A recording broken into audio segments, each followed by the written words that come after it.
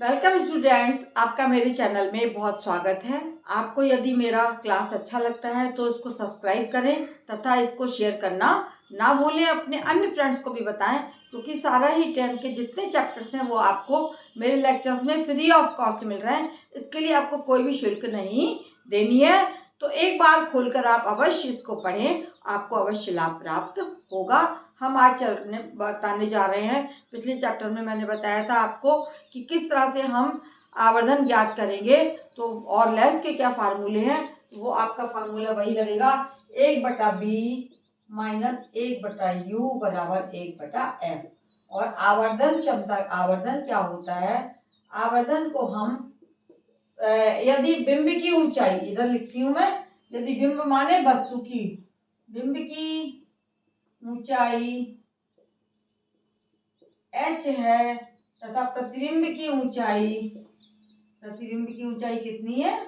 प्रतिबिंब की ऊंचाई अगर मेजर करें हम तो h डैश है।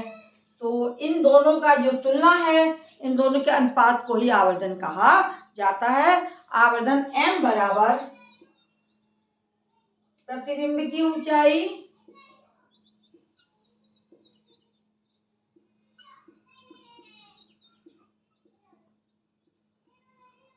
बटा बिंब की ऊंचाई।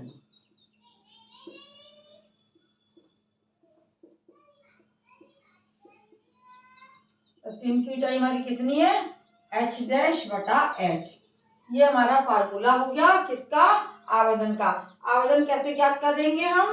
प्रतिबिंब की ऊंचाई और बिंब की ऊंचाई के अनुपात को हम आवर्धन कहते हैं। और बिंब की ऊंचाई माना h डैश है, h है, प्रतिबिंब की ऊंचाई h डैश है, तो हमारा m बराबर होगा h डैश अपॉन h। इसका फार्मूला एक और है, m बराबर v अपॉन u, यानी m आवर्धन बराबर v क्या है? प्रतिबिंब की दूरी। प्रतिबिंब की दूरी, इससे भी हम आवर्धन ज्ञात कर सकते हैं। प्रतिबिंब की दूरी और बटा बिंब की दूरी कहाँ से ज्ञात करेंगे ये मैं बताती हूँ अभी आपको। बिंब की दूरी ये हम जैसे कि ध्रुव से, हम दर्पणों में ध्रुव से दूरी ज्ञात करते थे, लेकिन इसमें हम ऑप्टिकल सेंटर से दूरियां निकालेंगे। ऑप्टिकल सेंटर से जो दूरी निकालेंगे उसके द्वारा ही हम प्रतिबिंब की दूरी और बिंब की दूरी ज्ञात करेंगे।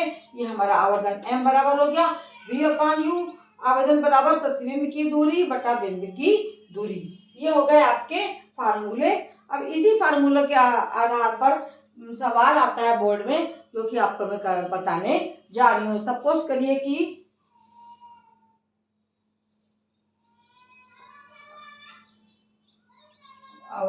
सूत्र लगाते हैं हम अपने चित्र में, उसमें माना हमारा कि v क्या है? प्रतिबिंब की दूरी, और u क्या है?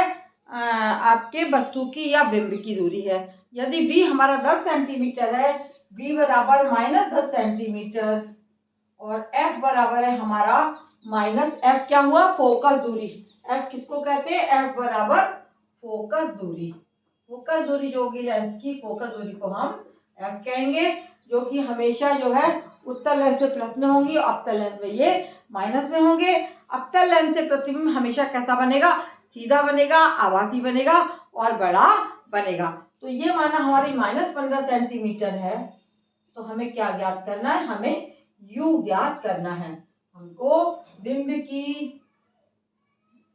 की दूरी हमें ज्ञात करनी है। हम फार्मूला लगा देंगे 1/b माइनस 1/u बराबर 1/f। 1/b हमारा कितना है?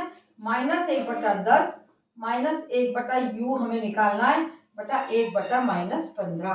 ये आ गया 1/15। अब u को हम इधर ले आएंगे।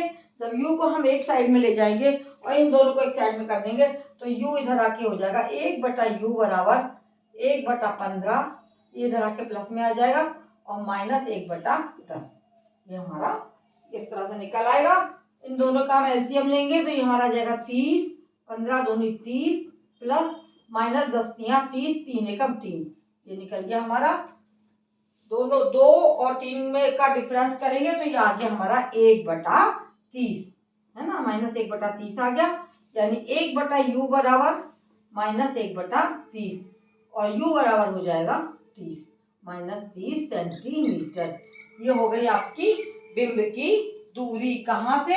ऑप्टिकल सेंटर से बिंब की दूरी हो गई हमारी -30 सेंटीमीटर। अब हम क्या निकालेंगे? इसके बाद में हम निकालेंगे m बराबर v/u। m निकालना है हमें आवर्धन।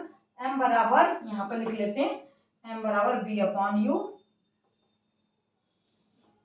m बराबर दिखाई v/u है ना, तो m बराबर v/u में क्या होगा?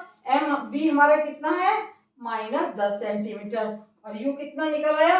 -30 सेंटीमीटर। तो ये आपका हो जाएगा v/u बराबर -10/-30 और ये हो जाएगा बराबर v/u बराबर 1/3। 1/3 जब हम 3 को इससे भाग देंगे 1 से तो हमारा ये आ जाएगा 0.33 है ना। 3 से यदि हम 1 को भाग देंगे तो ये आ जाएगा 0.0 लगाया, 3 तिया 9, 1 बचा, फिर 0 बढ़ाया, 3 तिया 9, 0.33 सेंटीमीटर हमारा ये क्या आ गया? ये हमारा आवर्धन आ गया। और यदि हम अनुपात ज्ञात करेंगे कि प्रतिबिंब का कितना बड़ा है और वस्तु कितनी बड़ी है, तो v हमारा 10 है, u हमारा -30 निकला है, तो बिंब जो है हमारे वस्तु से 1/3 उसकी ऊंचाई होगी। इस तरह से ये सवाल अगर बोर्ड में आता है तो इसको आप हल करेंगे और इस फार्मूले को याद कर लें और ध्यान रखें। और ये बिल्कुल ध्यान रखेंगे कि उत्तल लेंस की फोकस दूरी हमेशा प्लस में होगी और अवतल लेंस की फोकस दूरी माइनस में होगी। यहाँ पर मैं अपना चैप्टर समाप्त करती हूँ और अगले चैप्टर में आपको आगे के बारे में बताया जाएगा।